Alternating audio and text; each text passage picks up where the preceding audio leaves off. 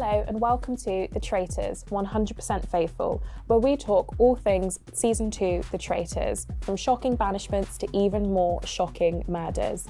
Now, I think it's the perfect time to start this episode with talking about the truly wild banishment of Johnny. I was not expecting the rest of the Faithful to turn on him, especially not Harry. Yeah, I don't really know what he'd done to kind of suddenly have this wave of suspicion on him, but it just seemed to be that as soon as one person, was it Ross who kind of originally said it, and then everyone just seemed to be like, yeah, without really questioning it and without really giving it, much reason. But yeah, Harry, as you say, was very quick, despite all what he was saying about his brotherhood that he had with Johnny, was very quick to just kind of change his mind and throw him under the bus, and then gave quite an emotional reaction, which do you think that was kind of completely truthful, or do you think he was putting that on? I'm not too sure. I think he was definitely putting it on a little bit because, of course, we know Harry's a traitor and doesn't want the scent to be on him. But I don't know, because if he meant that much to you, would you really have, followed everyone? Because Ross didn't really have any evidence to suggest that Johnny was a traitor. And especially given how much Johnny helped them in that challenge, I thought it was really sneaky of Ross to do that, which doesn't make any sense because Ross is a faithful. Yeah.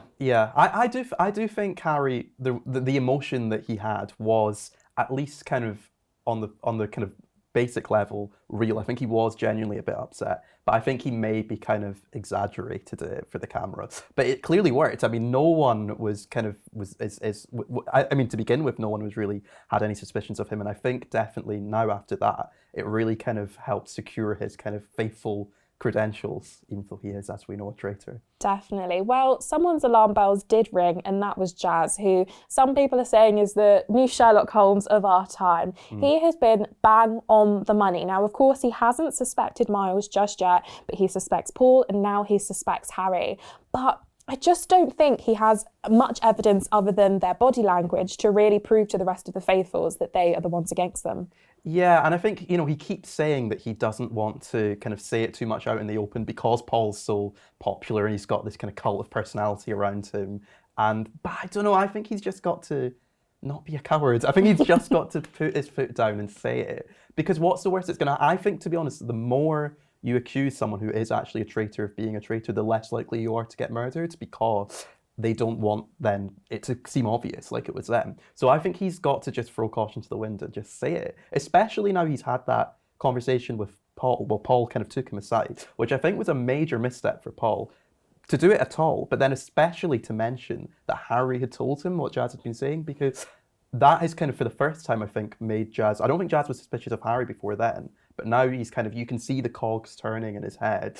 And yeah, it just seemed like very rash from Paul. I don't know what he was doing. Definitely. And I do think if Jazz doesn't get the rest of the faithful behind him when it comes to the round table, I do think he will be one of the people who will be murdered. And I think if enough of the faithful were listening to him, because he did tell a few of them, that if he is murdered, it is Paul, I think it could be enough to turn the tables on Paul. But as you said, like, a lot of people think he's so popular, almost like we're back in school again. I think they need to bring up, he needs to bring up the kind of dungeon thing again, because before he got banished, Anthony had put forward some quite kind of sound reasoning about why the fact that Paul was not murdered but Meg was after the whole dungeon thing. He kind of spelled out why this meant that Paul was probably a traitor, and no one listened to him. But now they know that Anthony was a faithful because he's been banished and he's kind of revealed that. Maybe they should revisit that, and kind of that will kind of help put them onto Paul, because I do think the evidence is stacking up against him. I don't think he's long for this game.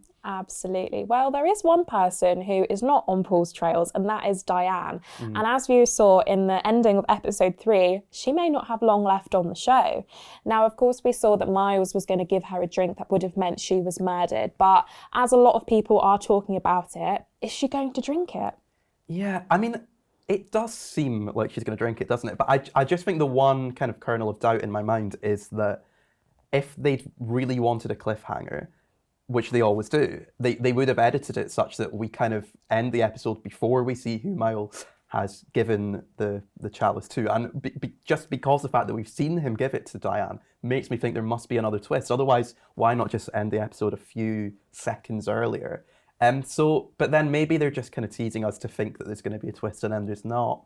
I just can't see how anyone other than Diane would drink it, given what we've seen. What do you think? Definitely. I think that we saw something similar like this happen in the first season. And as we've seen, Diane does often like reference the first season. So if she's, really paid attention, she might think like, oh, are you trying to trick me here? But I do think she will drink it because no one has suspected Miles. I think sometimes a lot of the viewers forget that he's a traitor until, it comes to murdering the others. I just, I do think it will take something major for people to suspect him, and if Diane does drink it, this could be that. Yeah, and I think also as soon as someone does suspect Miles, I've got the feeling he's going to crack under the pressure. I think he's so far done well by fading into the background, but I think as soon as he comes more into the centre of discussion, I just don't know if he's going to have the best defence, and I think he could kind of, much like Ash did, just kind of crumble and the game will be up.